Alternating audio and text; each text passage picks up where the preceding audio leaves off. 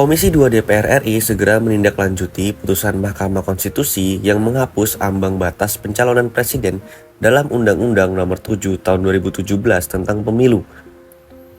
Ketua Komisi 2 DPR, Rifki Nizami Karsayuda mengatakan putusan MK bersifat final dan mengikat. Karena itu, pemerintah dan DPR akan menindaklanjuti putusan MK dengan membuat norma baru dalam undang-undang tersebut.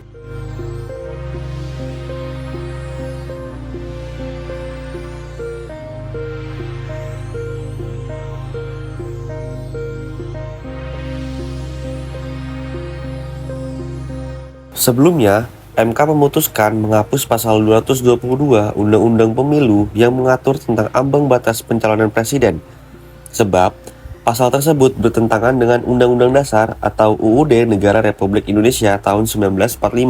Putusan MK dengan nomor 62-PUU-XXII-2024 ini dibacakan pada Kamis 2 Januari 2025. 1.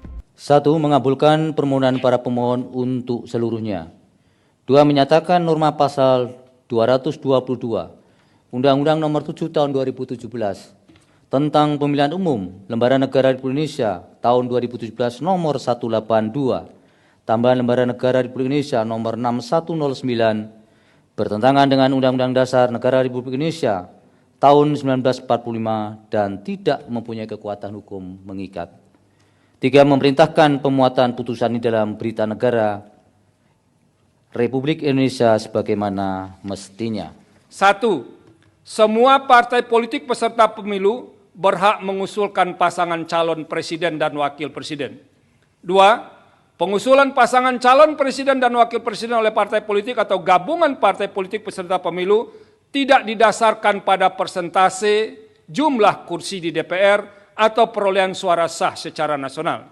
3. Dalam mengusulkan pasangan calon presiden dan wakil presiden, partai politik peserta pemilu dapat bergabung sepanjang gabungan partai politik peserta pemilu tersebut tidak menyebabkan dominasi partai politik atau gabungan partai politik sehingga menyebabkan terbatasnya pasangan calon presiden dan wakil presiden serta terbatasnya pilihan pemilih. 4. Partai politik peserta pemilu yang tidak mengusulkan pasangan calon presiden dan wakil presiden dikenakan sanksi larangan mengikuti pemilu periode berikutnya. Dan yang kelima, perumusan rekayasa konstitusional dimaksud, termasuk perubahan Undang-Undang 7 2017, melibatkan partisipasi semua pihak yang memiliki perhatian atau concern terhadap penyelenggaraan pemilu, termasuk partai politik yang tidak memperoleh kursi di DPR dengan menerapkan prinsip partisipasi publik yang bermakna, meaningful participation.